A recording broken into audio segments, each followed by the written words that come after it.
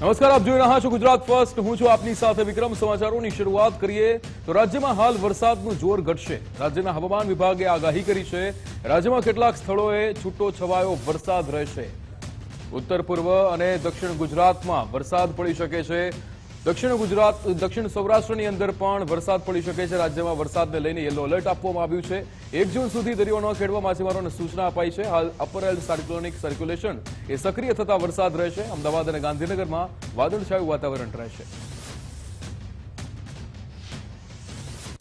आने वाला अगले दिन जो 7 दिन है इसमें जो वेदर रहेगा लाइट टू मॉडरेट रेन रहेगा आइसोलेटेड जगह में. मेनली साउदर्न डिस्ट्रिक्ट का जो गुजरात रीजन के दक्षिणी क्षेत्रों का जो डिस्ट्रिक्ट है और जो नॉर्थ गुजरात उत्तर गुजरात की जो पूर्व क्षेत्र डिस्ट्रिक्ट है इसमें आइसोलेटेड जगह में लाइट टू मॉडरेट रेन रहेगी. और जो सौराष्ट्र कच्छ की भी साउदर्न डिस्ट्रिक्ट जो डिस्ट्रिक्ट है उसमें लाइट टू मॉडरेट रेन रहेगी थंडर शावर के साथ. और आज का जो फोरकास्ट है आज इसमें light rain with thunder strong with wind speed 30 to 40 kilometre प्रति घंटा में दिया गया है. રાજ્યમાં આગામી 4 દિવસ ગરમી રહેશે. હવામાન નિષ્ણાંત અંબાલાલ પટેલે આગાહી કરી છે. ગરમી સાથે રાજ્યમાં હવાનું જોર પણ રહેશે. 5 જૂનથી લઈને 9 જૂન વચ્ચે રાજ્યમાં અણધાર્યો વરસાદ રહેશે. રાજ્યના વિવિધ વિસ્તારમાં વરસાદી ઝાપટા પડશે. 10 જૂન સુધી મુંબઈ, મહારાષ્ટ્રના ભાગોમાં વરસાદ આવશે. 12 જૂન બાદ સૌરાષ્ટ્ર, દક્ષિણ ગુજરાતના ભાગોમાં વરસાદ રહેશે. બંગાળના ઉપસાગરમાં લો પ્રેશર સર્જાતા ગુજરાતમાં સારો વરસાદ રહેશે. 18 થી 30 જૂન વચ્ચે ગુજરાતમાં સારો વરસાદ આવશે. કચ્છમાં પવનની ગતિ વધારે છે. ઉત્તર ગુજરાતમાં પવનની ગતિ વધારે છે. ઘણા ભાગોમાં પવનની ગતિ 50 થી 60 કિલોમીટરની ઝડપની રહેશે. ઉત્તર ભારતમાં પણ હવામાનમાં ફેરફાર થશે, જેની અસર પણ લગભગ ધીરે ધીરે ઉત્તર ગુજરાતના ભાગોમાં થવાની શક્યતા રહેશે. પણ ઉલ્લેખનીય છે કે હમણાં ચોમાસું વીક પડી ગયું છે. આગામી 4 દિવસ ગરમી પડશે, પછી કોઈક ભાગમાં વરસાદી ઝાપટું આવી શકે, પરંતુ પવનની ગતિ રહેશે. ત્યારે માવઠાથી ખેડૂતોને થયેલા નુકસાનની સહાય ચૂકવવા માંગ કરવામાં આવી છે. બાયડના ધારાસભ્ય ધવલસિંહ ઝાલાએ સીએમને પત્ર લખ્યો હતો. અરવલ્લી જિલ્લામાં માવઠાથી ખેડૂતોને મોટું નુકસાન થયું છે તેવું નિવેદન ધવલસિંહ દ્વારા આપવામાં આવ્યું હતું. બાજરી, મકાઈ, જુવાર, મગ સહિતના પાકને નુકસાન થયું છે. પાક નુકસાનીનો સર્વે કરાવી સહાય ચૂકવવા તમારી માંગ છે તેવું નિવેદન આપ્યું. ભાવનગરના ઘોઘામાં દરિયાઈ પાણી ફરી વળ્યા છે. અનેક વિસ્તારોમાં દરિયાઈ પાણી ફરી વળ્યા છે. દરિયાકાંઠાના વિસ્તારમાં લોકોને હાલાકી ભોગવવાનો વારો આવ્યો છે. ઘોઘાના દરિયા કિનારે સુરક્ષા દિવાલ છેલ્લા ઘણા સમયથી ધરાશાયી થઈ છે. સુરક્ષા દિવાલ ન હોવાથી ગામમાં પાણી ઘૂસી રહ્યા છે. મોરા, માછીવાડા, જૂના ગેસ્ટ હાઉસ વિસ્તારમાં પાણી ફરી વળ્યા હતા. ગેડ પંથકને લઈને પાલભાઈ આંબલિયાનો મોટા આરોપ. ગેડ પંથકને લઈને સરકાર ગંભીર ન હોવાનો આરોપ લગાવ્યો છે. 139 કરોડની જગ્યાએ માત્ર 37 કરોડના ટેન્ડર થયા છે તેવું નિવેદન પાલભાઈ દ્વારા આપવામાં આવ્યું હતું. સરકારે નદી ઊંડી અને પહોળી કરવાની વાત કરી હતી. આ માટે 139 કરોડ પણ ફાળવવામાં આવ્યા હતા. ભાજપના નેતાઓએ આ મુદ્દે જાહેરાત પણ કરી હતી. કુંવરજીભાઈ બાવળિયાએ 1500 કરોડ મંજૂર થયા હોય તેવો દાવો કર્યો હતો. માત્ર 37 થી 38 કરોડના કામ જ હાલ મંજૂર થયા છે. 1995 પહેલા ગેડ વિકાસ સમિતિ હતી તે માત્ર કાગળ પર છે. 1995 પછીની કોઈ પણ સરકારે ધ્યાન આપ્યું જ નથી તેવું નિવેદન પાલભાઈ દ્વારા આપવામાં આવ્યું. 1995 પછી ઘેડમાં કોઈ પણ સરકારોએ ધ્યાન ના દીધું. ઘેડ વિકાસ સમિતિને માત્ર કાગળ ઉપર કરી નાખી અને એના કારણે થયું છે એ કે એ 35 થી 40 હજાર હેક્ટરમાં જે ઘેડ હતું આજે 1.5 થી 2 લાખ હેક્ટરમાં થઈ ગયું છે. ગયા વર્ષે ઘેડ વિકાસ સમિતિ અને કિસાન કોંગ્રેસે જે સતત લડાઈ કરી, ત્યાર પછી સરકારે લગભગ વિધાનસભા સત્ર ચાલુ હતું ત્યારે અર્જુનભાઈ મોઢવાડિયાએ, ત્યાર પછી મનસુખભાઈ માંડવિયાએ, ત્યાર પછી સિંચાઈ મંત્રી કુંવરજીભાઈ બાવળિયાએ અનેક વખત જાહેરાતો કરી, અનેક પ્રેસ કોન્ફરન્સો કરી. 1500 કરોડની સૈદ્ધાંતિક મંજૂરી મળી ગઈ છે આવી જાહેરાત થઈ અને ત્યાં સુધી છેલ્લે 139 કરોડના ટેન્ડરો મંજૂર થઈ ગયા છે ને કામ ચાલુ થઈ ગયું. આને 1.5 મહિનો થઈ ગયો છે. પણ જ્યારે અમારી આખી ટીમ, ઘેડ વિકાસ સમિતિની ટીમ, કિસાન કોંગ્રેસની ટીમ, એ કેશોદ, માણાવદર, વંથલી, માંગરોળ, કુતિયાણા આ બધા જ જ્યાં જ્યાં ઘેડ વિકાસ આખો વિસ્તાર લાગે છે એ વિસ્તારમાં કાર્યપાલકો ઇજનેરોને મળ્યા અને એણે જે કહ્યું કે કેટલા ટેન્ડરો મંજૂર થયા છે તો 139 કરોડની સામે માત્ર 37 થી 38 કરોડના જ ટેન્ડર મંજૂર થયા છે. વડોદરામાં વગર વરસાદે પણ લોકોને હાલાકી પડી રહી છે. બાજવા છાણીને જોડતા મુખ્ય ગરનાળામાં વરસાદી પાણી ભરાયા હતા. છેલ્લા 3 દિવસથી વરસાદી પાણી ભરાવાના કારણે લોકો પરેશાન થયા છે. લોકો જીવના જોખમે ગરનાળામાંથી પસાર થઈ રહ્યા છે. ગરનાળામાં પાણી ભરાવાના કારણે અનેક વાહનો બંધ થયા હતા. છાણીથી બાજવા જવાનો રસ્તો એટલો ટકાટક હોવો જોઈએ, કારણ કે આ બાજુમાં જીએસએફસી આવી, આ હેવી વોટર છે, બધા જે કંપની આવી છે તે આજુબાજુના રસ્તા એકદમ ક્લિયર હોવા જોઈએ. એનાથી ખાડા ટેકરા છે ને ડમ્પરો દુનિયાભરના જાય, કોઈ કહેવા તૈયાર નહીં. ઘરનામાં 4 દાડાથી પાણી છે, કોઈ તકેદારી લેતું નહીં, કંઈ કાઢી નાખીએ પાણી કે અવર જવરમાં તકલીફ થાય એવું કશું જોવા તૈયાર નહીં. વધારે જ બેદરકારી છે. ભાઈ વોટ આલો, વોટ આપીએ છીએ, કંઈ કામ થવું જોઈએ ને, કામ થતું નહીં અમારું. છેલ્લા કેટલા વર્ષોથી જે બી હોય ધારાસભ્ય સભ્ય જે બી હોય કાર્યકર્તા એના એ લોકો ચૂંટણી આવે, ચૂંટાઈને એ લોકો આવી પણ જાય, મતદાર મળીને બદલાય, ચેન્જ થાય, કોંગ્રેસ ભાજપ જે પણ હોય, પણ આ વસ્તુનો કોઈ નિકાલ નથી. આટલા વર્ષોથી અમે જોઈ રહ્યા છે. આ સમસ્યા એવી નહીં છે. કેટલાય નાના છોકરા બાળકો નીકળતા અહીંથી પ્રવાસ કરતા, એમને શોર્ટકટ માર લેવો જ પડે, કારણ કે રસ્તો આ જ છે. ઉપરથી નહીં કેટલાય ગબડી ગયા છે, અને આટલા વર્ષો જોઈ રહ્યા કેટલાને મોતોય થઈ ગયા છે આ ગરનાળાના લીધે જ. સુરતમાં ખાડીપુર સમસ્યા મુદ્દે મેલ કલેક્ટરને પત્ર લખવામાં આવ્યો હતો. ઝીંગા તળાવના ગેરકાયદે દબાણો દૂર કરવા માટે પત્ર લખવામાં આવ્યો હતો. મીંડોળા ભીમપોર પાસે ઝીંગા તળાવમાં પાણી ભરાય છે તેવું નિવેદન મેયર દ્વારા આપવામાં આવ્યું હતું. પ્રભારી મંત્રીની સૂચના, મનપાની તૈયારી છતાં કાર્યવાહી ન થઈ. ગત વર્ષે ખાડીપુરથી 1.5 લાખ લોકો પૂરના પાણીથી ત્રસ્ત થયા હતા. મેયરના પત્ર બાદ કોંગ્રેસના નેતા દર્શન નાયકની પણ પ્રતિક્રિયા સામે આવી છે. તેમણે કહ્યું કે વર્ષોથી ગેરકાયદે દબાણો ઉભા કરવામાં આવ્યા છે. સરકારના ડીએલઆર રેકોર્ડ પર ગેરકાયદે ઝીંગા તળાવોના દબાણ છે. રાજકોટ ગોંડલ વચ્ચે નેશનલ હાઈવેની બાજુનો રસ્તો બિસ્માર હાલતમાં જોવા મળ્યો હતો. સાપરમાં માલવાહક છકડો પલટી જવાનો વિડીયો પણ સામે આવ્યો હતો. બોરી ભરેલ છકડો પલટાયો ત્યાં રસ્તાની હાલત અત્યંત બિસ્માર હતી. આ જગ્યાએ ખરાબ રસ્તાના કારણે અવારનવાર અકસ્માત સર્જાતા હોય છે. વલસાડના જવાહરનગર સોસાયટી ખાતે રસ્તાના કામમાં ભ્રષ્ટાચારની ગંધ આવી ત્યારે નવા બની રહેલા રસ્તા પર ટ્રક ફસાઈ જતા કામગીરી શંકાના દાયરામાં આવી. બાયાવા બાઈ સ્કૂલથી જે રીતે સહયોગનગર સુધીનો આ નવો રસ્તો બને છે, રસ્તાના કામમાં વેઠ ઉતારાય હોવાના દ્રશ્યો પરથી આ દેખાઈ રહ્યું છે કે તાત્કાલિક ધોરણે કામમાં સુધારો લાવવાની લોકો માંગ કરી રહ્યા છે.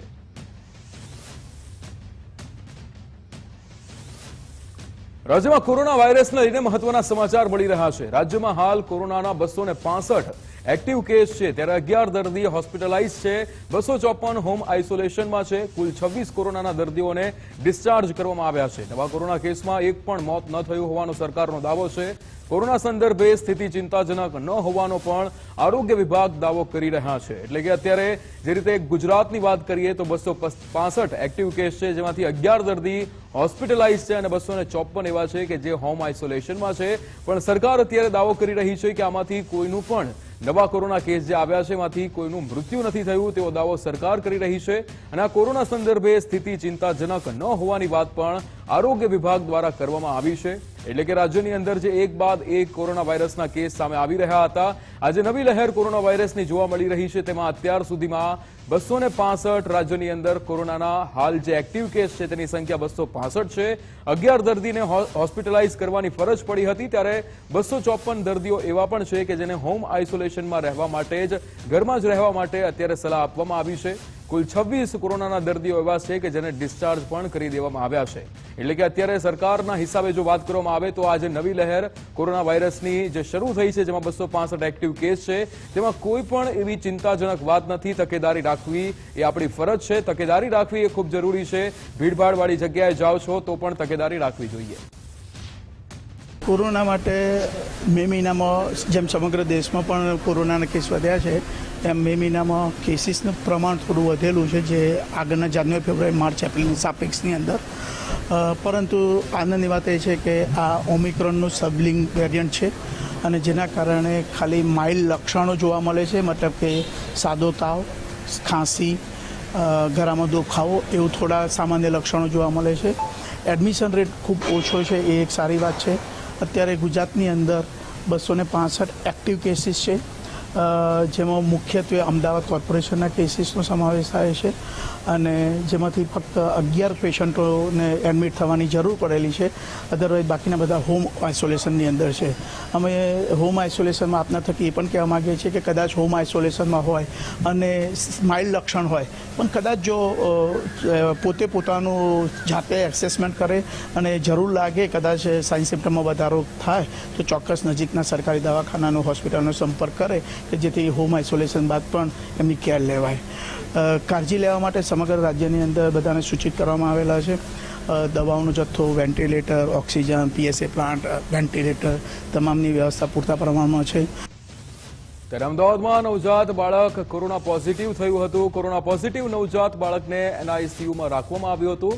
અગાઉ બાળકની માતા પણ કોરોના પોઝિટિવ થઈ હતી. હાલમાં બાળકનો માતાનો જે કોરોના પોઝિટિવ રિપોર્ટ તે નેગેટિવ છે. સોલા સિવિલમાં હાલ કોરોના પોઝિટિવ 2 દર્દી સારવાર હેઠળ છે. અન્ય 23 વર્ષીય મહિલા પણ કોરોના પોઝિટિવ છે. ત્યારે વાત કરીએ તો સુરતમાં સોલા સિવિલ હોસ્પિટલમાં 2 કોવિડ પોઝિટિવ પેશન્ટ એડમિટેડ છે. એમાં એક 23 વર્ષના બેન છે જેમને ફિમેલ મેડિકલ વોર્ડમાં એડમિટ રાખેલા છે અને એક ન્યૂબોર્ન છે કે જે કોવિડ પોઝિટિવ નતા હતા એનું ન્યૂબોર્ન છે જે પોઝિટિવ આવ્યું છે જે હાલ NICUમાં એડમિટેડ છે.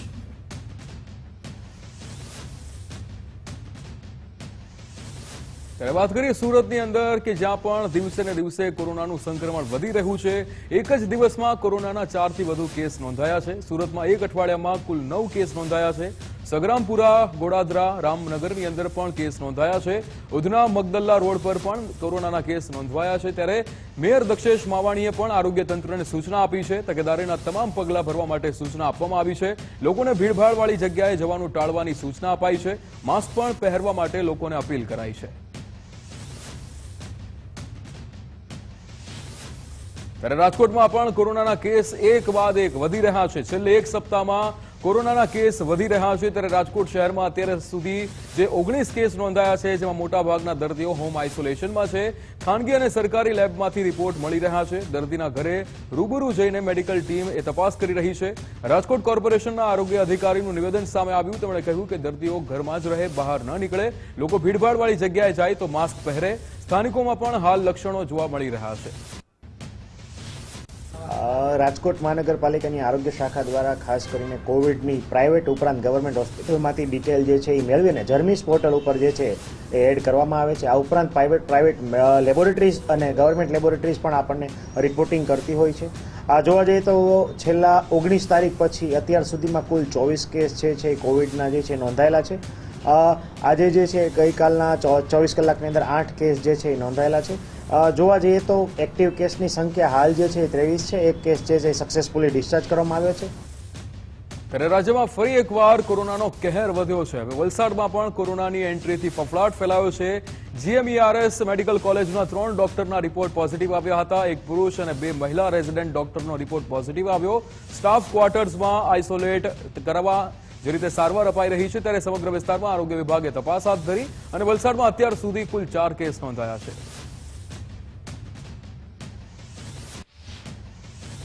ત્યારે ભરૂચમાં પણ 50 વર્ષીય મહિલા કોરોના પોઝિટિવ થઈ હતી. મહિલાને કોરોનાના લક્ષણ દેખાતા હોસ્પિટલમાં દાખલ કરવામાં આવી હતી. ખાનગી દવાખાને રિપોર્ટ કરાવતા પોઝિટિવ આવ્યો હતો.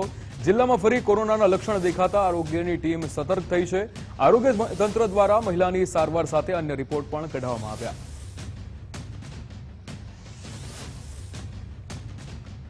કડી વિધાનસભાની પેટા ચૂંટણી માટે આપે ઉમેદવાર જાહેર કર્યા છે. આપે યુવા ચહેરા એવા જગદીશ ચાવડાના નામ પર મહોર લગાવી છે.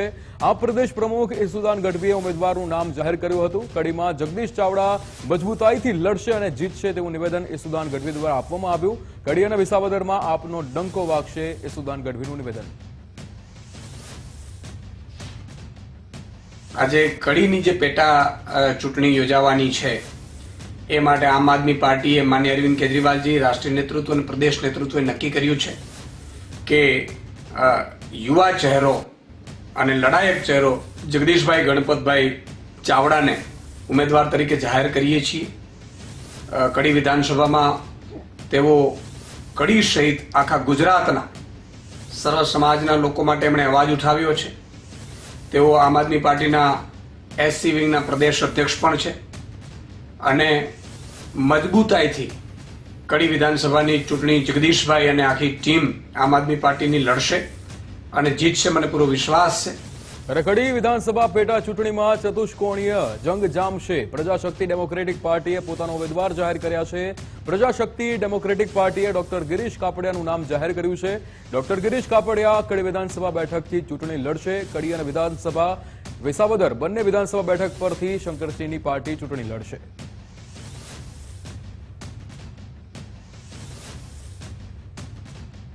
દાંતીવાડામાં જળ સંચય જન ભાગીદારી હેઠળ કાર્યક્રમ યોજાયો. ચાંડુગરી ખાતે રિચાર્જ કુવા નિર્માણ કાર્યક્રમનું આયોજન થયું.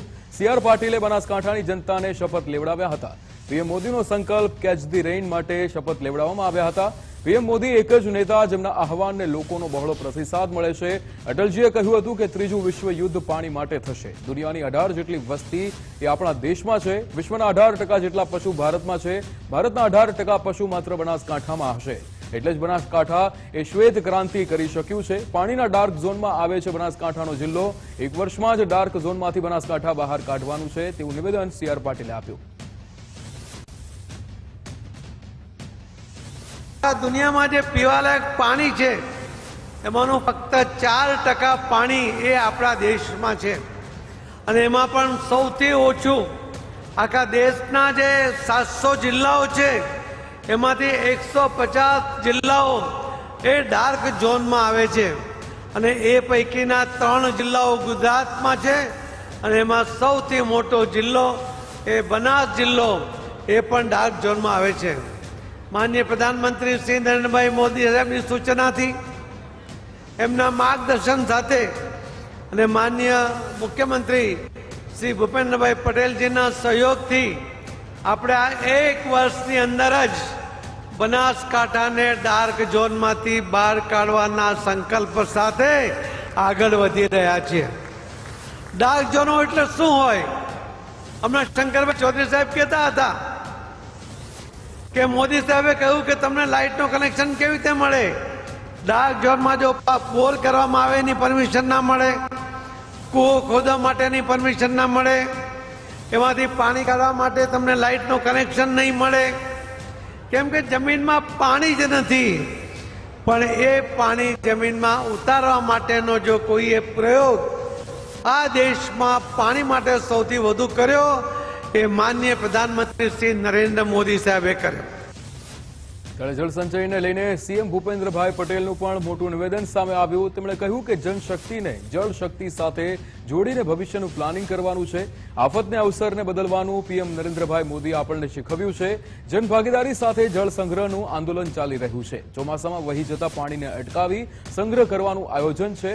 વરસાદનો સદુપયોગ કરવાની પ્રેરણા PM નરેન્દ્રભાઈ મોદીએ આપી છે. જળ સંચય અને જળ સંગ્રહ એ આપણી સાંસ્કૃતિક ચેતના છે. 2500 વર્ષ પહેલા ભગવાન મહાવીરે કીધું કે પાણીને ઘીની જેમ વાપરો. પૂરતા પાણીથી ખેતી અને ખેત પેદાશોનું ઉત્પાદન વધ્યું છે. જનશક્તિને જળ શક્તિ સાથે જોડીને ભવિષ્યની જળ સુરક્ષા સુનિશ્ચિત કરવાનો છે. વડાપ્રધાનશ્રી હંમેશા કહે છે કે પાણી એ વિકાસની પહેલી શરત છે. શ્રી નરેન્દ્રભાઈએ જ્યારે મુખ્યમંત્રી પદ સંભાળ્યું ત્યારે ગુજરાતમાં ન તો પૂરતી વીજળી કે ન તો પૂરતું પાણી, આપત્તિને અવસરમાં અને પડકારોને તકમાં પલટાવવાનું સામર્થ્ય શ્રી નરેન્દ્રભાઈએ આપણને સૌને એમાં કેળવ્યું છે.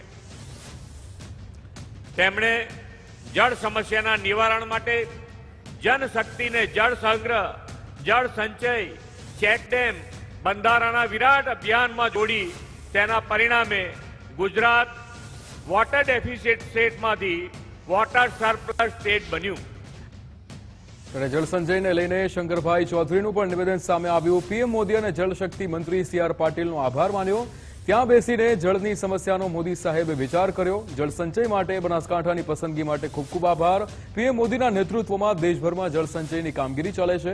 ખેતરનું પાણી ખેતરમાં રહે અને ગામનું પાણી ગામમાં રહે તે હેતુ છે. સાંજ પહેલા 6000થી વધુ કૂવાનું કામ પૂર્ણ થઈ જશે. PM મોદીનો જનભાગીદારીનો સંકલ્પ કરવાનો છે. શંકરભાઈ ચૌધરી દ્વારા આ નિવેદન આપવામાં આવ્યું. તેમણે કહ્યું કે કેચ ધી રેઇન માટે તમામ સાથે મળીને કામ કરીશું. જળની સમસ્યાનો ઉકેલ કઈ રીતે કરી શકાય એનું મોદી સાહેબે ત્યાં બેસીને વિચાર કર્યો કે દેશના કેટલાક એવા જિલ્લા છે જેની અંદર પાણી સૌથી મોટી સમસ્યા છે અને તેનો ઉકેલ કરવા માટેની પ્રાયોરિટી આપવી હોય તો પૂરા ભારતના બધા જિલ્લાઓમાં સૌથી પહેલા પાણીની સમસ્યાનો ઉકેલ કરવા માટે ડાર્ક ઝોનમાંથી બહાર લાવવા માટે સૌથી પહેલી પસંદગી પાટીલ સાહેબે કીધું કે મોદી સાહેબે કીધું છે કે આખા દેશના બધા જિલ્લામાંથી પહેલો ડાર્ક ઝોનમાં જિલ્લાને બહાર લાવવા માટેનું કામ જળ સંચય દ્વારા કરવું હોય તો પ્રાયોરિટીથી પસંદ કરી છે આપણા બનાસકાંઠા જિલ્લાને. એના માટે પાટીલ સાહેબનો અને માન્ય મોદી સાહેબનો હૃદયપૂર્વક ખૂબ ખૂબ આભાર માનું છું. મારે આભાર માનવો છે રાજ્યના મુખ્યમંત્રી માન્ય શ્રી ભૂપેન્દ્રભાઈ પટેલ સાહેબનો કે ઘણી બધી યોજનાઓ લાવીને કુવા રિચાર્જ માટેની યોજનાઓ સહિતની વ્યવસ્થા એમણે કરાવરાવી છે. અમરેલીના લીલિયામાં ભાજપ નેતા અને ડીવાયએસપી વિવાદમાં મોટા સમાચાર મળી રહ્યા છે. ભાજપ નેતા વિપુલ દુધાતના સમર્થનમાં સહકારી નેતા દિલીપ સંઘાણી આવ્યા છે. ભાજપ નેતા વિપુલ દુધાતના આક્ષેપ એકદમ સાચા છે. ખુલ્લેઆમ દારૂનું વેચાણ મુદ્દે વિપુલ દુધાતે એસપીને રજૂઆત કરી હતી. અમરેલીના એસપીએ ભાજપ કાર્યાલય બંધ કરવાની પણ ધમકી આપી હતી. કોઈ પોલીસ અધિકારી ધમકી આપે ત્યારે ચૂપ નહીં બેસવું. આગામી સમયમાં અમરેલીમાં જઈને ખુદ પોલીસની પોલ ખોલીશ તેવું નિવેદન સંઘાણી દ્વારા આપવામાં આવ્યું. સમાચાર મળ્યા કે વિપુલભાઈ દુધા તમારી ભારતીય જનતા પાર્ટીના જિલ્લા પંચાયતના આગેવાન એના બાપુજી એટલે મગનભાઈ છગનભાઈ દુધા જનસંઘની કાર્ય પદ્ધતિથી સંગીત સાથે ભાજપની રચના થઈ ત્યારથી પ્રારંભથી અમારી જોડે કામ કરનાર એ દિવસોમાં લીલિયા તાલુકામાં એકમાત્ર ભાજપના કાર્યકર્તા જનસંઘના કાર્યકર્તાને જમવાનું ઘર એકમાત્ર હતું. ત્યારથી એક પરિવાર ભાજપ સાથે સંઘ પરિવાર સાથે જોડાય. એમને જ્યારે આ ગેરકાયદેસર પ્રવૃત્તિની જાહેર વાત કરી ભૂતકાળમાં પણ માગણીઓ કરતી ત્યારે એમને એસપી ધમકાવે કે તમે ભાજપનું કાર્યાલય કેવી રીતે ચલાવશે એની ઇન્કવાયરી મારે કરવી પડશે. બીજી બાજુથી ચેમ્બરના પ્રમુખને બાકીના બધા સાથે રજૂઆત કરવા ગયા ત્યારે એવું કીધું દારૂ વેચાવાનું બંધ કરવાનું એટલે દારૂ પીવાવાળાને બંધ કરાવવાને. આ ડીએસપીની માનસિકતા કયા સત્તાના આધારે કોના પાવરથી કોની સાથે કેવી લેણદેણના આધારે આવા નિવેદનો કરે છે આની પૂરી ઇન્કવાયરી મારે કરવી પડશે. રાજકોટમાં પીજીવીસીએલની લાલિયાવાડી સામે હલ્લાબોલ જેમાં સ્ટેન્ડિંગ કમિટીના ચેરમેન જયમીન ઠાકરે અધિકારીનો ઉધડો લીધો હતો. વોર્ડ નંબર 4માં છેલ્લા 4 દિવસથી વીજળી જતા ઉધડો લેવામાં આવ્યો હતો. પીજીવીસીએલના અધિકારીઓ સ્ટેન્ડિંગ કમિટીના ચેરમેનને જેમનો ફોન જ નથી ઉપાડતા રાત્રે 1 વાગે પીજીવીસીએલની ઓફિસમાં આવી જયમીન ઠાકરે અધિકારીઓને ખખડાવ્યા હતા. રાત્રે પીજીવીસીએલના અધિકારીને ઓફિસમાં બોલાવી જયમીન ઠાકરે ખખડાવ્યા હતા. રોજ-રાત્રે વીજળી જવા અંગે અધિકારીઓ એ જવાબ નહોતા આપતા. આખરે અધિકારીએ લેખિતમાં ખાતરી આપતા મામલો થાળે પડ્યો હતો. વીજળીનો પ્રશ્ન ઉકેલાશે તેવી અધિકારીએ લેખિતમાં ખાતરી આપી હતી. જ્યારે આ ઉનાળાનો આકરો તાપ હાલતો હોય અને રાત્રે 12 વાગે પીજીવીસીએલ દ્વારા કંઈક ને કંઈક ફોલ્ટના બહાને હશે ફોલ્ટ, હું એવું નથી કહેતો ફોલ્ટ નહીં હોય, પણ રાત્રે જ રિપેરિંગ કરવાનું. રાત્રે 12 થી 4 ની અંદર અડધી પોણી કલાક લાઇટ જાય, 5 મિનિટ આવે ને વળી પાછી પોણી કલાક લાઇટ જાય. કોલ સેન્ટરમાં ફોન કરીએ છીએ તો કોલ સેન્ટરમાં કોઈ ફોન નથી ઉપાડતું. આજે વારંવાર હું અધિકારીને કહું છું, રાઠોડ સાહેબને મેં વારંવાર કીધું હતું, પીજીવીસીએલના લગત અધિકારીઓને ટેલિફોનિક સૂચના આપી છે કે સાહેબ તમે સમજો, પણ તેમ છતાંય પછી નહોતી સમજતા. એટલે મારે ન છૂટકે પ્રજાના પ્રતિનિધિ તરીકે મારા વિસ્તારના લોકોને લઈને હું આજે રાત્રે 1 વાગે મારા ઝોનની પીજીવીસીએલની કચેરી આજે આવ્યો હતો અને મેં પીજીવીસીએલના એક્ઝિક્યુટિવ અધિકારી આખા રાજકોટના રાઠોડ સાહેબ પાસે મેં લેખિતમાં લીધું કે મને તમે લેખિતમાં આપો કે હવે હું લાઇટ નહીં જવા દઉં. સતત વીજ પ્રવાહ જળવાઈ રહે એ માટે તેમાં જરૂરી સમારકામ અમે તાત્કાલિક કરી દેશું અને હવે આ ફીડરમાં વીજ પ્રવાહમાં કોઈ વીજ વિક્ષેપ ન પડે એ માટે અમે અમારી તરફથી પૂરતા પ્રયાસો કરીશું. દાહોદ જિલ્લામાં મનરેગા કૌભાંડમાં કાર્યવાહી થઈ છે. મંત્રી પુત્ર કિરણ ખાબડને કોર્ટમાં રજૂ કરાયો છે. કિરણ ખાબડના 7 દિવસના રિમાન્ડ મંજૂર થયા છે. દાનપુરના લવારિયામાં 21 કામો કર્યા વગર નાણાં ચાઉ કર્યા હતા. મનરેગા કૌભાંડ મુદ્દે બીજી પોલીસ ફરિયાદ દાખલ થઈ છે. પોલીસે કિરણ ખાબડની સંડોવણી સામે આવતા ધરપકડ કરાઈ હતી. ડીઆઈડીસી દ્વારા 2 ડિવિઝન પોસ્ટે ખાતે લવારિયા ગામ જે દેવગઢ બારિયામાં આવેલું છે એમના જે અધૂરા કામો અથવા કામો પૂર્ણ ના થયા હોય તેમ છતાં ખોટા બિલ બનાવી અને બિલનો ચૂકવણા બાબતે ફરિયાદ દાખલ કરવામાં આવેલી હતી અને ફરિયાદના આધારે તપાસ દરમિયાન પૂરતા પુરાવા આધારે કિરણ ખાબડ નામના વ્યક્તિની ધરપકડ કરવામાં આવી છે. ધરપકડ થયા બાદ આજરોજ એમને નામદાર કોર્ટમાં પ્રોડક્શન કરતા રિમાન્ડની માંગણી કરતા દિન 7ના રિમાન્ડ મંજૂર થયા છે અને આગળ તપાસ હાલમાં ચાલુમાં છે. આ ટોટલ 21 લાખ સમથિંગનું કૌભાંડ છે અથવા 21 લાખની આસપાસ ફરિયાદ છે કે જે પૈકી તપાસ હાલમાં ચાલુમાં છે. મિલકત સહિતના બાકી વેરાને લઈને રાજકોટ મનપા એક્શનમાં આવી છે. શહેર અને ગ્રામ્ય પોલીસને મનપાએ નોટિસ ફટકારી છે. બાકી વેરો ભરવા માટે મનપાએ નોટિસ આપી છે. સ્ટેન્ડિંગ કમિટીના ચેરમેનના આદેશ બાદ કાર્યવાહી થઈ છે. કલેક્ટર, તંત્ર અને યુનિવર્સિટીને પણ નોટિસ આપવામાં આવી છે. રાજકોટ શહેર પોલીસનો 7 કરોડ 62 લાખથી વધુનો વેરો બાકી છે. ગ્રામ્ય પોલીસની 105 મિલકતનો 16 લાખથી પણ વધુનો વેરો બાકી છે. પાણી પેટે પણ વેરો બાકી હોવાથી નોટિસ આપવામાં આવી છે. રેલવે વિભાગે તેમનો બાકી વેરો ભરપાઈ કરી દીધો છે. ત્યારે રેલવે વિભાગ દ્વારા પણ આ બાકી જે રાજકોટના નગરજનો માટે અને રાજકોટ શહેરની કોઈ પણ મિલકત માટે અમે લોકો જ્યારે ટેક્સની વસૂલાત કરતા હોય છે ત્યારે શહેરીજનો હોશે હોશે ટેક્સ પણ ભરતા હોય છે. પરંતુ રાજકોટ શહેરમાં કાર્યરત એવી સરકારી કચેરીઓ કેન્દ્ર સરકારની હોય કે રાજ્ય સરકારની કોઈ પણ કચેરી હોય એમને પણ એક ટેક્સના સ્લેબ મુજબ એને ટેક્સ ભરવાનો થતો હોય છે. તો ગઈકાલે મારા દ્વારા માનનીય ડીએમસી નંદાણી સાહેબ અને મહેકમ શાખાના આસિસ્ટન્ટ કમિશનર ધડુક સાહેબને મેં સૂચના આપી છે કે ક્રમશઃ જે સરકારી કચેરીઓનો જે ટેક્સ બાકી છે આ ટેક્સ વસૂલવામાં આવે. લાસ્ટ યર રેલવેએ પણ અમને ટેક્સ આપી દીધો છે. હવે આજે આ વખતે અમે પોલીસ કમિશનરની કચેરી રાજકોટ શહેર પોલીસનો જે ટેક્સ બાકી છે એના માટેની પણ અમે લોકોએ નોટિસ ઇસ્યુ કરી છે. રાજકોટ મનપાની સ્ટેન્ડિંગ કમિટીની મહત્વપૂર્ણ બેઠક મળી હતી. અલગ અલગ 76 જેટલી દરખાસ્ત મંજૂર કરવામાં આવી હતી. 1 અબજ કરતાં પણ વધુ કામોને મંજૂરી આપવામાં આવી છે. 150 ફૂટ રિંગ રોડનું રીડેવલપમેન્ટ કરવામાં આવશે. આ દરખાસ્તને સ્ટેન્ડિંગ કમિટીએ મંજૂરી આપી છે.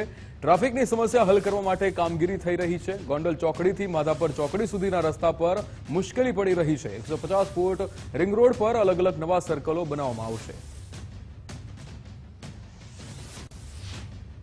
આજરોજ રાજકોટ મ્યુનિસિપલ કોર્પોરેશનની સ્ટેન્ડિંગ કમિટીની બેઠક હતી. આ બેઠકની અંદર કુલ 76 દરખાસ્તો માનનીય મ્યુનિસિપલ કમિશનરશ્રી દ્વારા સ્ટેન્ડિંગ કમિટીમાં રજૂ કરવામાં આવી હતી. આ 76 દરખાસ્તો આજે ભારતીય જનતા પાર્ટીના સૌ કોર્પોરેટર શ્રીઓ અને માનનીય મેયરશ્રીની અધ્યક્ષતાની અંદર આ સ્ટેન્ડિંગ કમિટીની તમામ દરખાસ્તો મંજૂર કરવામાં આવેલ છે. મહીસાગરના કડાણાના નાયબ મામલતદારે સત્તાનો દુરુપયોગ કર્યો હતો. નાયબ મામલતદારને સસ્પેન્ડ કરવામાં આવ્યા છે. અનુસૂચિત જનજાતિના 357 દાખલા ઇસ્યુ કર્યા હતા. મામલતદાર રજા પર જતા નાયબ મામલતદારે સત્તાનો દુરુપયોગ કર્યો હતો. અડધા દિવસમાં જ 357 દાખલા ઇસ્યુ કરી દીધા હતા. કલેક્ટરને ધ્યાને આવતા કલેક્ટરે કાર્યવાહી કરીને આદેશ આપ્યા હતા. જામનગરમાં ગેરકાયદે બાંધકામો તોડવા મુદ્દે વિરોધ થયો છે. રંગમતી નદીના કાયાકલ્પ પ્રોજેક્ટના આડે આવતા દબાણો દૂર કરવામાં આવ્યા છે. ડિમોલિશન પહેલા સ્થાનિકો વિરોધ કરી રહ્યા છે. બચુનગર વિસ્તારના રહીશોએ કોર્પોરેશનમાં રજૂઆત કરી હતી. વિપક્ષી કોર્પોરેટર સાથે મળીને કમિશનરને રજૂઆત કરવામાં આવી. ડિમોલિશન કરતા પહેલા આશરો આપવાની માંગ કરી. ખરેખર એક રીતે તો હું એની અવગણના પણ કરીશ કે જ્યારે જામનગરમાં મોટી મોટી બિલ્ડિંગો જે ઇલીગલી છે એમાં ડેમોલેશન કેમ નહીં? નાના માણસોનું જ ડેમોલેશન શા માટે? ઠીક છે, સરકાર એની રાહ ઉપર છે કે જે સરકારી જમીનો હોય એ ખુલ્લી પડાવવી પડે, પણ જે લોકો 50-50, 60-60 વર્ષથી રહે છે એ લોકોને વૈકલ્પિક વ્યવસ્થા આપ્યા વગર અને એ લોકોની પરિસ્થિતિ જાણ્યા વગર, કે પરિસ્થિતિ તો જાણો કે એ લોકો પાસે એક સમયનું જમવાનું હોય છે તો બીજા સમયનું જમવાનું પણ નથી હોતું. એવા લોકોના આશરા આજે તેઓ છીનવાઈ રહ્યા છે. તો અમે એટલી રજૂઆત કરવા આવ્યા હતા કે આ લોકોને એના મકાનો અત્યારે ધરાશય થઈ રહ્યા છે તો એને વૈકલ્પિક વ્યવસ્થા આપે સરકાર. વધુ સમાચારો પર નજર કરીશું, પણ હાલ સમય થઈ રહ્યો છે બ્રેકનો.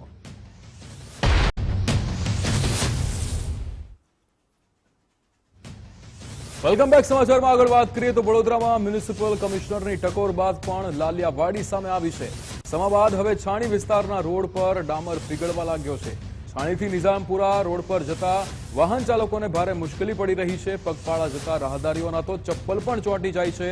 પ્રવાહીની જેમ ડામર પ્રસરતા વાહન સ્લીપ થવાનો પણ ભય રહેલો છે. 10 ની 15 ની સ્પીડે તો 4 વ્હીલર આવે છે. 2 વ્હીલર ના જુઓ શું છે. રેતી નાખીને છૂટા થઈ જાય, બેચારા ધીરે ધીરે આવે, કોઈ કશું કરવા વાળું ને ચાલુ રોડમાં કામ ચાલુ હોય છે, એ બધી પરિસ્થિતિ છે. તો આ ડામર પીગળી તો કેટલું વ્યાજબી લાગે? પીગળે છે, ખાસું પીગળેલું છે, જુઓ ને તમારી સામે જ છે. એટલે તકલાથી કામ કર્યું લાગે? તકલાથી એ કરતા હશે, એ જાણતા હશે યાર, આ છે તો તમારી સામે જ ના. રેતી નાખીને આવી રીતે કઈ રેતી નાખીને ગાડી શું હાલ થશે, કરતા રેતી નાખીને હટી જાય છે આ લોકો. એમસી દ્વારા 4 મિલિયન ટ્રી પ્લાન્ટેશનનો પ્રારંભ કરવામાં આવશે. મુખ્યમંત્રી ભૂપેન્દ્રભાઈ પટેલ વૃક્ષારોપણ કરીને પ્રારંભ કરાવશે. એમસી દ્વારા આગામી 1 વર્ષમાં 21 લાખ વૃક્ષો વાવવામાં આવશે. રિક્રિએશન એન્ડ હેરિટેજ કમિટીના ચેરમેન જયેશ ત્રિવેદીએ માહિતી આપી હતી. તેમણે કહ્યું કે કુલ 4 એજન્સીને કામ સોંપવામાં આવ્યું છે. આનંદ નર્સરી, હરિકૃષ્ણ નર્સરી એજન્સીને કામ સોંપ્યું છે. ધરતી નર્સરી, નીલકંઠ લેન્ડસ્કેપ એજન્સીને પણ કામ સોંપવામાં આવ્યું છે. 69 કરોડના ખર્ચે વૃક્ષારોપણ કરવામાં આવશે. અમદાવાદ મ્યુનિસિપલ કોર્પોરેશન અને રિક્રિએશન કમિટી દ્વારા આગામી મિશન 4 મિલિયન ટ્રીનો પ્રારંભ 5 જૂનના દિવસે માનનીય મુખ્યમંત્રીશ્રીના વરદ હસ્તે થવા જઈ રહ્યો છે. એનું એક કામ આજની કમિટીની અંદર મંજૂર કરવામાં આવ્યું છે, જેમાં 21 લાખ વૃક્ષો એ વાવવાનું એની અંદર કામ છે. ગત વખત કરતાં આ વખતનું અલગ એવું છે કે આ QCBS ટેન્ડર હતું, અલગ અલગ એજન્સીના કામ આપવામાં આવ્યું છે. 40 લાખથી વધુ વૃક્ષો વાવવા માટેનું મેપિંગ, એટલે કે કયા વૃક્ષો ક્યાં વાવશું એ માટેનું પણ આયોજન થઈ ગયું છે. એમસી દ્વારા વૃક્ષો ઉગાડવાના નામે ભ્રષ્ટાચાર થઈ રહ્યો છે તેવો આક્ષેપ લાગ્યો છે. મિલિયન ટ્રી ઉગાડવાના મુદ્દે વિપક્ષ નેતા શહેજાદ ખાને આક્ષેપ કર્યા હતા. રિક્રિએશન કમિટી દ્વારા 5.15 લાખ સ્ક્વેર મીટરનું કામ સોંપવામાં આવ્યું છે. 5.15 લાખ સ્ક્વેર મીટર જગ્યા નક્કી કરવામાં આવી હોવાના આક્ષેપ થયા છે. 83 કરોડથી વધુની રકમના 21 લાખ વૃક્ષ ઉગાડવાનું કામ કમિટીમાં મૂક્યું છે. છેલ્લા 3 વર્ષમાં 66.21 કરોડના ખર્ચે વૃક્ષ ઉગાડવામાં આવ્યા છે. हर साल भारतीय जनता पार्टी द्वारा और अहमदाबाद म्युनिसिपल कॉरपोरेशन द्वारा प्लांटेशन के नाम पर बड़ी बड़ी जाहिरात और वादे करने में आते हैं. एक साल में 1 मिलियन ट्री उगाएंगे, कभी कहा जाता है कि 3 मिलियन ट्री डाले जाएंगे. लेकिन सबसे विवादित दरखास्त आज की रिक्रिएशन कमेटी में आई हुई है कि 5.25 लाख स्क्वायर मीटर के पूरे अलग अलग प्लॉट पर 4 कॉन्ट्रैक्टरों के जरिए भाव बढ़ोतरी कर 83 करोड़ रुपए के इतने बड़े बजट से 21 लाख पेड़ उगाने का बहुत बड़ा दावा भारतीय जनता पार्टी ने और अहमदाबाद म्युनिसिपल कॉरपोरेशन ने किया है. सबसे बड़ा सवाल तो कांग्रेस पार्टी ये उठाती है कि 5.25 लाख स्क्वायर मीटर का जो प्लॉट, जो अलग अलग प्लॉट को किस प्रकार से आइडेंटिफाई करने की बात की गई है, उसका किसी भी उल्लेख फाइल में नहीं किया गया है. એમસીની વોટર કમિટીએ વિવાદાસ્પદ કામને મંજૂરી આપી છે. શહેરમાં કયા વિસ્તારમાં વરસાદી પાણી ભરાય છે તે સર્વે કરવામાં આવશે. માત્ર સર્વે માટે જ એમસી 12 લાખ જેટલી માતબર રકમ ખર્ચશે. આઈઆઈટી ગાંધીનગર દ્વારા આ સર્વેની કામગીરી કરવામાં આવશે. એમસી અધિકારી અને એન્જિનિયર કામગીરી પર સવાલો ઉઠ્યા છે. અમદાવાદ મહાનગરમાં ચોમાસા દરમિયાન જે વરસાદી પાણી ભરાય છે એના લાંબા ગાળાના જે આયોજનો છે એ બી હાથ ઉપર લીધા છે. તે ઉપરાંત બી જે સ્ટ્રોમ વોટરની લાઈનો અમુક જગ્યાએ જ્યાં નથી, નવા વિસ્તારો બી જે લીધા છે, જે ભર્યા છે કોર્પોરેશનમાં, ત્યાં ગાડી બી જે સ્ટ્રોમ વોટરનું જે નેટવર્ક હોય એ નાખવા માટેનું આયોજન કરવા માટે આપણે આઈઆઈટી ગાંધીનગરની સાથે ટાઈપ કર્યું છે. આપણે એને કામ આપવાના છીએ. એટલે અમદાવાદમાં જે સ્ટ્રોમ વોટરનું જે નેટવર્ક નાખવાની વાત છે, તો એ કઈ કઈ જગ્યાએ કેવી રીતે નાખવું એનો આઈઆઈટી ગાંધીનગર આખો સર્વે કરીને એ આપણને આપશે. કેન્દ્ર સરકારની એનડીએફએ એની ગ્રાન્ટ જે છે એ અન્વયે આપણે આ સર્વે કરાવી રહ્યા છીએ અને સર્વેના આધારે જે કંઈ જરૂરિયાત લાગે ત્યાં સ્ટ્રોમ વોટરનું નેટવર્ક આપણે આવનારા દિવસોમાં નાખી શકીએ એ માટેનો આખો આ સર્વે કરીને આપણને એ આપશે. અમદાવાદમાં લોકોનું આરોગ્ય સુધારતા હેલ્થ સેન્ટર જ બિસ્માર જોવા મળ્યા હતા. ગુજરાત ફર્સ્ટ દ્વારા હેલ્થ સેન્ટર્સનું રિયાલિટી ચેક હાથ ધરવામાં આવ્યું હતું. જમાલપુરના હેલ્થ સેન્ટર પર રિયાલિટી ચેકમાં ગંદકી જોવા મળી હતી. સ્વચ્છતાનો અભાવ હોવાનું ખુદ સેન્ટરના કર્મચારીઓએ સ્વીકાર્યું હતું. પીવાના પાણીના આરઓ પ્લાન્ટ પાસે પણ ગંદકી અને કચરો દેખાયો હતો. અર્બન હેલ્થ સેન્ટરમાં જ્યાં જુઓ ત્યાં પાનની પિચકારી અને કચરો દેખાયો હતો. ગંદકીની સાથોસાથ લાઇટના ખુલ્લા વાયર અને લાઇટનો અભાવ પણ જોવા મળ્યો. અનેકવાર રજૂઆત છતાં પણ સ્વચ્છતા અભિયાન સમયસર ન થવાની રાવ જોવા મળી. અમે તો વારંવાર રજૂઆત કરીએ જ છીએ અને આવે છે કોર્પોરેશનવાળા, પણ હજુ પાણીની સુવિધાનું હજુ જોઈએ એટલું સારું નથી, કેમ કે સફાઈ રહેતી નથી. સફાઈ હોય, પાણીની વ્યવસ્થા છે, પરંતુ પાણીની આજુબાજુ જે ચોકડી છે એમાં સફાઈ નિયમિત થાય એ જરૂરી છે. અમારું કેન્દ્ર એએમસી દ્વારા એ અમારા જે સુપરવાઇઝર હોય એમને જાણ કરી દઈએ, એ ઉપર રજૂઆત કરે એટલે એ લોકો અહીંયા થોડે અંતરે આવીને કરી જાય છે. ભાવનગરની મનપાની સાધારણ સભામાં હોબાળો થયો હતો. બંને પક્ષના કોર્પોરેટર આમને સામને આવી ગયા હતા. સામાન્ય સભામાં પ્રશ્નો બાબતે શાબ્દિક બોલાચાલી થઈ હતી. વિરોધ પક્ષના નેતાએ કહ્યું કે અમને બધું આવડે છે. ભાજપના કોર્પોરેટરે કહ્યું તો થાય તે કરી લેવું. વિકાસની વાતો છોડી બંને પક્ષોની શાબ્દિક બોલાચાલી વાયરલ થઈ હતી. સુરત સ્ટેશનરી મર્ચન્ટ એસોસિએશને ડીઈઓ અને કલેક્ટરને પત્ર લખ્યો હતો. યુનિફોર્મ પાઠ્યપુસ્તકના નામે શાળામાં વેપલો ચાલતો હોવાનો દાવો કરવામાં આવ્યો. શાળામાંથી જ પાઠ્યપુસ્તકો લેવા જોઈએ તેવો કોઈ પરિપત્ર નથી તેવું વેપારીઓ દ્વારા કહેવામાં આવ્યું. છતાં શાળાઓ વર્ષોથી વેપલો ચલાવે છે. શાળામાં ઊંચા ભાવે પાઠ્યપુસ્તકો અપાય છે. સ્ટેશનરી દુકાનોમાં ઓછા ભાવે પાઠ્યપુસ્તકો મળતા હોય છે. આ અંગે કાર્યવાહી કરવામાં આવે તે જરૂરી, વેપારીઓનું નિવેદન. આજે અમે કલેક્ટરશ્રીને આવેદનપત્ર આપવા માટે આવ્યા છે કે વર્ષોથી આ ચાલ્યો આવતો એક પ્રશ્ન છે કે સ્કૂલોમાં શિક્ષણ સિવાયનો જે આપણે સ્ટેશનરી છે અને સ્ટેશનરી સાથે સાથે હવે તો માનો કે uniform, school bag, school shoes વગેરેનો જે ધંધો થઈ રહ્યો છે તે ખરેખર સ્કૂલમાંથી થતો ધંધો બંધ થવો જોઈએ. કારણ કે સુરતમાં નાના મોટા સ્ટેશનરીના વેપારીઓની તમે સંખ્યા ગણો તો આશરે 1800થી 2000 જેટલા વેપારીઓ છે. તો દરેક વેપારીને આને લીધે આર્થિક રીતે મુશ્કેલી ઊભી થાય છે. આજે જ્યારે સ્કૂલ સિઝન દરમિયાન નાનો વેપારી કોઈ પુસ્તકો કે નોટબુકનો માલ ભરતો હશે અને એ સ્કૂલમાંથી જ સીધું સપ્લાય થઈ જતું હોય તો એ વેપારીનો માલ બિચારાનો પડી રહે છે અને નથી વેચાતો. તો આને લીધે દરેકને તકલીફ પડે છે. અને બીજું કે વાલીઓને પણ આર્થિક બોજો વધી જાય છે. આજે જે માર્કેટમાં તમને સેટની કિંમત, ધારો કે નોટબુક કે હવે પુસ્તકોની એક સેટ. અમદાવાદના રાયખડના પ્રસાદ મિલ પાસે રહેતા લોકોનો વિરોધ, જેમાં મકાન તોડવા માટે મિલ માલિકોએ નોટિસ આપતા વિરોધ થયો. 70 થી 90 વર્ષોથી લોકો પ્રસાદ મિલમાં ભાડે રહે છે. 7 દિવસમાં મકાનો ખાલી કરવાનો ઓર્ડર આપવામાં આવ્યો છે. મિલ માલિકો બાઉન્સર બેસાડી દાદાગીરી કરતા હોવાનો આરોપ લાગ્યો છે. પ્રસાદ મિલ માલિકો પાસે લોકો સમય માંગી રહ્યા છે. આ સરકાર કે આ બિલ્ડરો અત્યાર સુધી ક્યાં હતા તો હવે એમને જાગ્યા. અત્યારે આટલી મોંઘવારીની અંદર કઈ રીતે ભાડું ભરી શકે કે કઈ રીતે મકાન લઈ શકે. હવે ગરીબ વર્કરો છે એ બધા રોજ લાવે છે, રોજ ખાય છે. આ પૂરી જનતા છે, પૂરી જનતા ભાડાના મકાનમાં રહે છે. આટલી બધી જનતા ક્યાં જશે? આ બિલ્ડરોએ વિચારવું જોઈએ. એમને એમના લાભના માટે ગરીબ વસ્તુને હેરાન કરે છે. એમને મોટા મોટા મોલો બનાવવા છે, મોટા મોટા શોપિંગ સેન્ટરો ઉભા કરવા છે. તો આ ગરીબ વસ્તીને મારીને મોટા મોટા મોલો ઉભા કરવાના? કયો બિલ્ડર છે? 4-4, 5-5 બિલ્ડર ભેગા થયા છે. એક બિલ્ડર કેમ હાજર નથી થતો? અમે એટલી વિનંતી છે કે અમે જ્યાં રહીએ છીએ ત્યાં અમારે મકાન જોઈએ. અહીંયા અમે બાપ દાદા વખતથી 100 વર્ષથી આશરે રહીએ છીએ. 100 વર્ષથી અમે અહીંયા રહીએ છીએ. અમારા બાપ દાદા પણ અહીંના જ રહીશ છે. હવે અમારા ફાધર પહેલાં મિલમાં હતા, કંઈક મિલમાં નોકરી નહોતા, છતાં પણ આ મકાનો ભાડેથી આપેલા છે. અમને જે નોટિસ આપવામાં આવી છે હેતલભાઈ બંસીલાલ શાહ દ્વારા, એ પ્રસાદ મિલ લિમિટેડના બિલ્ડર છે, એમના દ્વારા જે નોટિસ આપવામાં એમાં લખવામાં આવ્યું છે કે આ બધા રહીશો અનધિકૃત રહીશો છે, એમને કબજો ખાલી કરી દેવો. અનધિકૃત કબજો કોને કહેવાય? ધારો કે ચંડોળા તળાવની અંદર હતા એ મકાનો તોડી કાઢ્યા, એ અનધિકૃત છે. અમે કોઈ અનધિકૃત નથી. પીએમ મોદીના સૂચન બાદ પોલીસ વિભાગે નિર્ણય લીધો છે. શાળાના પ્રવાસમાં સાથે 2 પોલીસ કર્મચારી રહેશે. વિદ્યાર્થીઓ સાથે 2 પોલીસ કર્મીઓ ખડે પગે રહેશે. આચાર્યએ પોલીસને પ્રવાસની જાણ કરવી પડશે. વિદ્યાર્થીનીઓ સાથે મહિલા પોલીસ કર્મીઓ રહેશે. રાજ્ય પોલીસ ભવન દ્વારા આ પરિપત્ર જાહેર કરવામાં આવ્યો. ડીજીપી કોન્ફરન્સમાં પીએમ મોદીએ સૂચન કર્યું હતું.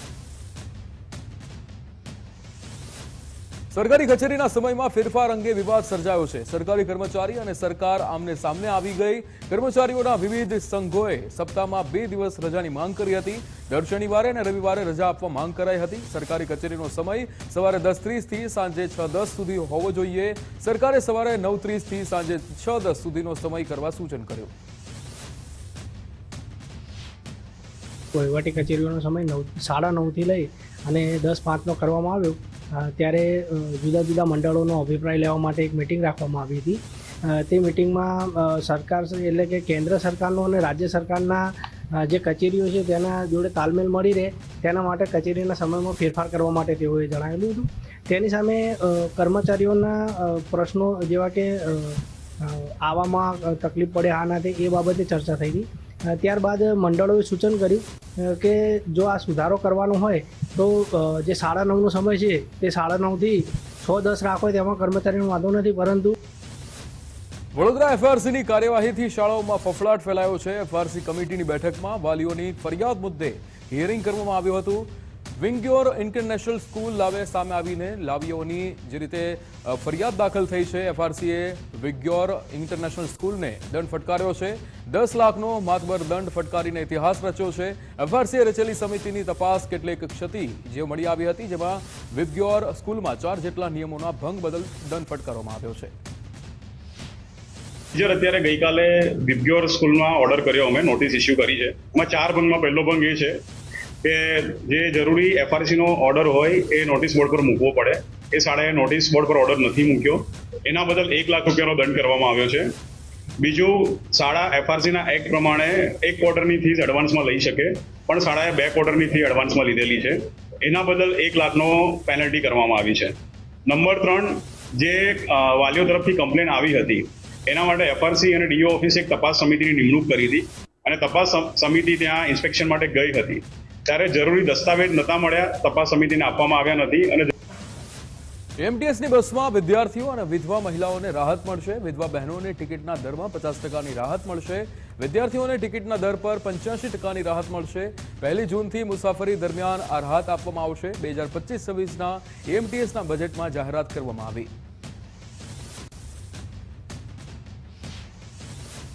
ની અંદર જે આપણે 3 કામ લીધા હતા એ આ 1 તારીખથી વિદ્યાર્થીઓ માટેના અને વિધવા બહેનો માટેનું જે હતા કામ, એમાંથી જે અનાથ બાળકો છે એ લોકોના 10મા પછીના ધોરણમાં વિદ્યાર્થીઓ છે અનાથ, એ લોકોને જે કન્સેશન આપવાનું કામ ચાલુ થશે. 10મા પછીની વિદ્યાર્થીનીઓ માટે જે આપણે કન્સેશન કર્યું હતું એ 50%, 85% આપવાનું છે. અને એ પછી આ અનાથ બાળકોવાળો અને 3 એટલે વિધવા બહેનો એના જે કાર્ડ બનાવી અને એના પછીનું એનું કામ ચાલુ કરવાના થશે. કારકિર્દીના ઉંમરે પુસ્તકનું વિમોચન કરાયું હતું. કોંગ્રેસના મુખ્ય પ્રવક્તા ડોક્ટર મનીષ દોશીના દ્વારા આ પુસ્તકનું સંપાદન કરાયું છે. સતત 20 વર્ષથી પુસ્તકનું દર વર્ષે નવીન માહિતી સાથેનું પુસ્તક વિમોચન કરે છે. પુસ્તક અંગે ડોક્ટર મનીષ દોશીએ કહ્યું કે આ પુસ્તક જે ફી સહિત એ કોર્સ કયા ભણવું અને એ તમામ માહિતી આ પુસ્તકની અંદર ઉપલબ્ધ કરવામાં આવી છે. એમ જે વિદ્યાર્થીમાં જે ટેલેન્ટ છે, જે ક્ષમતા છે અને જે બનવા માંગે છે એને યોગ્ય માર્ગદર્શન એ અમારા સાથી મનીષભાઈ દોશી દ્વારા પ્રાપ્ત થઈ રહ્યું છે. અને એ જ ઇતિહાસ પણ એ વાતનો ગવાહ છે કે અર્જુનમાં ક્ષમતા એ બાણ વિદ્યાની, ભીમની ક્ષમતા હોય એ ગદા ચલાવવાની, પણ જો એ બંનેના હાથમાં એકબીજાથી વિપરીત હથિયાર મળ્યું હોય તો અર્જુન. કોંગ્રેસ પક્ષે હંમેશા રાજનીતિની સાથે સાથે એક રચનાત્મક કાર્યક્રમો માટે પણ પહેલ કરી છે અને એના માટે સતત પ્રયત્ન કર્યો છે. આ બુકની અંદર 213 પેજની આ બુક છે, એમાં અંગ્રેજી માધ્યમના વિદ્યાર્થીઓને પણ માર્ગદર્શન મળે એની વિગતો આપવામાં આવી છે. અને સાથે સાથે QR કોડથી આખા કોઈ પણ જગ્યાએ સરળતાથી પોતે પુસ્તક ડાઉનલોડ કરી શકે એવી વ્યવસ્થા પણ કોંગ્રેસ પક્ષ દ્વારા કરવામાં આવી છે. માનનીય પ્રદેશ અધ્યક્ષશ્રીને જ્યારે વિનંતી કરી કે આ પુસ્તકનું વિમોચન, એમને સૌથી પહેલા કીધું હતું કે આ પુસ્તક સરળતાથી સામાન્ય માણસના મોબાઈલમાં કેવી રીતે ઉપલબ્ધ થાય. વધુ સમાચાર પર નજર કરીશું, પણ હાલ સમય થઈ રહ્યો છે બ્રેક.